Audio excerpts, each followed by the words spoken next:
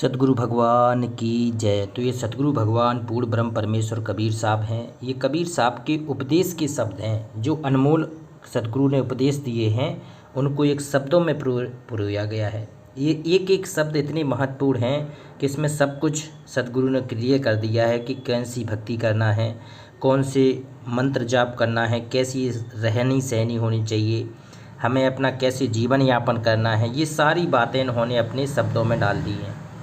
तो बे संत, बे सन्यासी, बे भगत जिन्हें पार होना है, जिन्हें काल के जाल से निकलना है, उनके लिए ये सारे शब्द बहुत ही अनमोल हैं। एक एक शब्द में पूरे सदगुरु ने प्राण डाल दिए हैं, तो वो बहुत ही ज़्यादा ज़रूरी है। अब सुनते हैं। तो आज का ये शब्द है, उपदेश के शब्द चल रहे हैं। पहला शब्द है, अरे मन धीरज काहे न धरे। आहा, कितना अनमोल है। पहले पूरा पढ़ लेते हैं, गा लेते हैं, इसके बाद व्याख्या होगी इसकी। अरे मन धीरज काहे न धरे, शुभ और अशुभ कर्म पूरब ले, रति घटे न बढ़े, होनहार होबे पुनि सोई, चिंता काहे करे। पशु पक्षी जीव कीट पतंगा सबकी शुद्ध करे, और गर्भवास में खबर लेत है, बाहर क्यों बिसरे। बताओ, मात पिता सुत संपत्ति दारा, और मोह के ज्वाल जरे, और मन तू हंसन से साहब के, भटकत काहे फिरे। सतगुरु छोड़ और को ध्यावे, कारज इग्न सरे, और साधुन सेवा कर मन मेरे, कोटुन व्याध हरे। कहत कबीर सुनो भाई साधु, सहज में जीव तरे। देखो, ये सहज में जीव तरे, ये सहज समाधि भली। सतगुरु का मार्ग जो है वो सहज का मार्ग है, कोई विरोधावस्था का मार्ग नहीं है, विरोध का मार्ग नहीं है। ये जीवन को अपने स्तर से सहज जीने का मार्ग है। आपकी परिस्थिति अलग हो सकती है, आप दूसरे को देख के भक्ति नहीं कर सकते हो। आप अपनी परिस्थिति में अपने हिसाब से भक्ति कर सकते हो, क्योंकि सतगुरु के लिए हर जीव प्यारा है और सबके लिए अलग अलग तरीके से मार्गदर्शन वो सतगुरु स्वयं करता है। तो किसी को देखा देखी वाली भक्ति नहीं है, ये अपने अंतर उतरने की भक्ति है। अपने जब अंतर उतरने की भक्ति होगी तब सतगुरु तुम्हारे अंदर बैठा मिल जाएगा, तुम्हें दूसरे की तरफ देखने की ज़रूरत भी नहीं पड़ेगी। तो आइए देखें, करे अरे मन धीरज क्यों ना धरे। कबीर साहब कह रहे हैं, मन को समझाते हो कि तो धीरज क्यों नहीं धर रहा है। सब कुछ धैर्य से होगा, घबराहट से कुछ नहीं होगा, तेरी चिंताओं से कुछ होने वाला नहीं है। ये सतगुरु का मार्ग है। सतगुरु ने पहले से ही तेरे जीवन कुंडली सब कुछ लिख के रख दी है। सब कुछ तेरे पूरबले भाग कर्मों के आधार से धर्मराज के यहाँ पूरे लिखे गए हैं। कहते हैं, शुभ अशुभ कर्म पूरबले, रति घटे ना बढ़े। देखो, कहती हैं जो धर्मराज के यहाँ जो आपका अकाउंट चलता है उसमें शुभ भी आपके खाते में रहते हैं, अशुभ भी आपके खाते में रहती हैं। तो शुभ भी आपको भोगना पड़ेगा, अशुभ भी आपको भोगना पड़ेगा। कहती हैं रत्ती घटे ना बढ़े। ये रत्ती घट नहीं बढ़ सकती है, ना घट सकती है ना बढ़ सकती है। तो कबीर साहब कहते हैं कि रत्ती भर, कहते हैं मासा घटे न तिल बढ़े, और विधना लिखे जो लेख। अगर वो सच्चा सतगुरु मेट कर ऊपर मारे अपनी मेघ, मेघ होता है मोहर। कहती हैं मासा घट नहीं सकता है, तिल बढ़ नहीं सकता है जब तक आप सतगुरु की शरण में नहीं आएंगे। अगर सच्चा सतगुरु मिल गया तो कहते हैं अपनी मोहर मार देगा, अपनी सतभक्ति की मोहर मार देगा, अपने सतनाम की मोहर मार देगा, और आपके पूरे कर्म काट देगा, पाप भी काट देगा, पुण्य भी काट देगा। वो कहती हैं फिर नई कहानी आपकी कर देगा कि आप सीधे इस काल के जाल से पार होके सीधे सतलोक जाओगे। इस काल के जाल में फिर दोबारा फंसने की जरूरत नहीं पड़ेगी। कहते हैं होनहार होबे पुन सोई, चिंता काहे करे। कहते हैं जो कुछ तेरे होना है वो तो हो ही रहा है, तो अब चिंता करने से तेरे कुछ होने वाला नहीं है।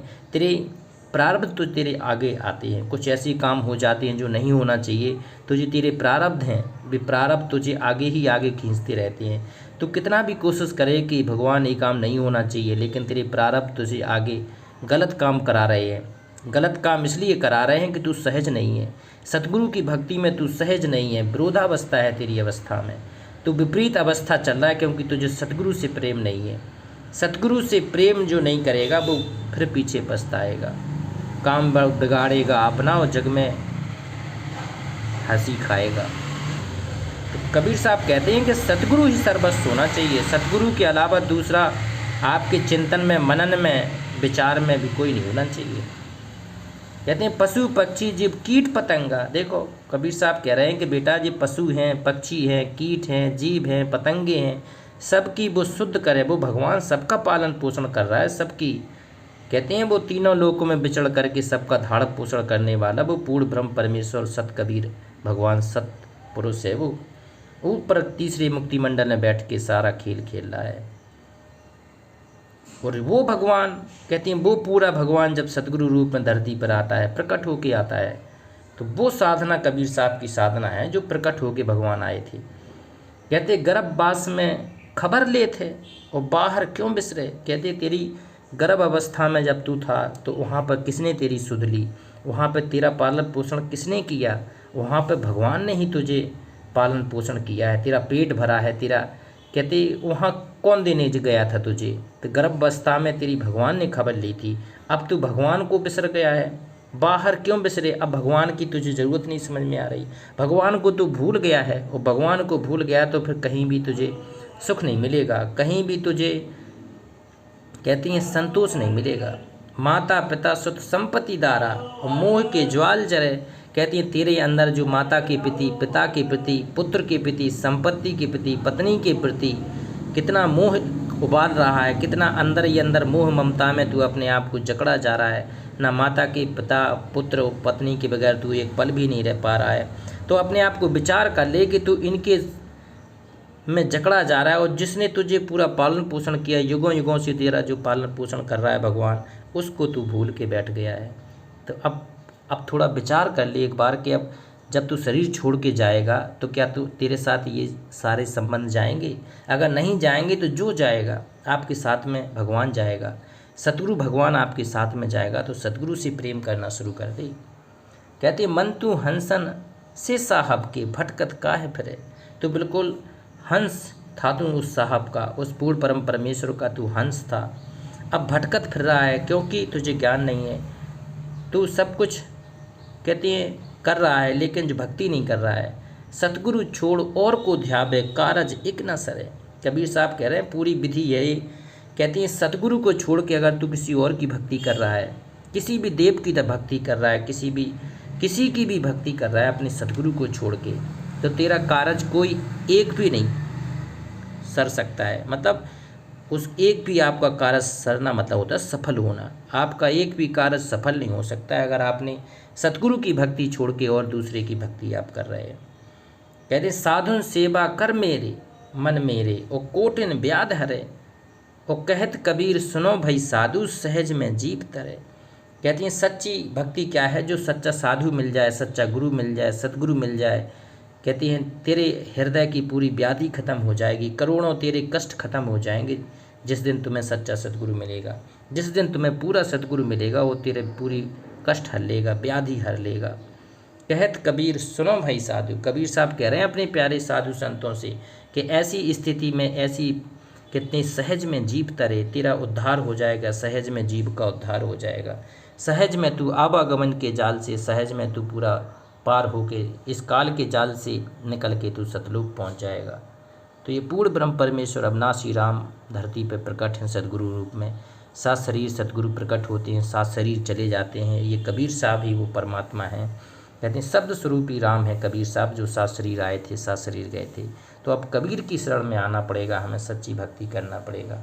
ये पूर्ण ब्रह्म परमेश्वर अविनाशी राम है, ये सत्य पुरुष है, इनसे बड़ा कोई भगवान नहीं है। कहते हैं माता पिता मिल जाएंगे, किसी भी योनि में जाओगे तो वहाँ माता पिता मिल जाएंगे। लेकिन अगर सच्चा सतगुरु आपको मिल रहा है, सच्ची सेवा मिल रही है, सच्चा समर्पण मिल रहा है, विश्वास मिल रहा है, साधना मिल रही है, सच्चे मंत्र मिल रहे हैं, तो ये दूसरी जगह आपको नहीं मिलेंगे, सतगुरु को छोड़ के भी नहीं मिलेंगे। सच्चा सतगुरु अगर आपने त्याग दिया, सच्चे सतगुरु की पहचान क्या है? सच्चे सतगुरु की पहचान है ये शब्द। शब्द में जो सहजता है वो आपको दूसरी जगह नहीं मिल सकती है। कहते कर नैनो दीदार महल में प्यारा है। वो कर नैनो दीदार, वो सतगुरु आपको आपकी आँखों से दिखा देगा कि भगवान बैठा है। कहते हैं इतना समक्ष सक्षम गुरु होना चाहिए कि आपको आपकी आँखों से दिखा दे कि ये भगवान है। कर नैनो दीदार, नैनो मतलब आँखों से दीदार करवा देगा। कोई कहता है आँख बंद कर लो, कान बंद कर लो, नहीं, खुले आँखों से दिखवा देगा कि ये है भगवान। तो ये पूर्ण ब्रह्म परमेश्वर कबीर साहब ही सहज में मिले हैं, तो इनकी साधना करना है अंतिम सांस तक। तो एक बार जयकारा लगाएंगे, पूर्ण ब्रह्म परमेश्वर अविनाशी राम सत कबीर भगवान की जय।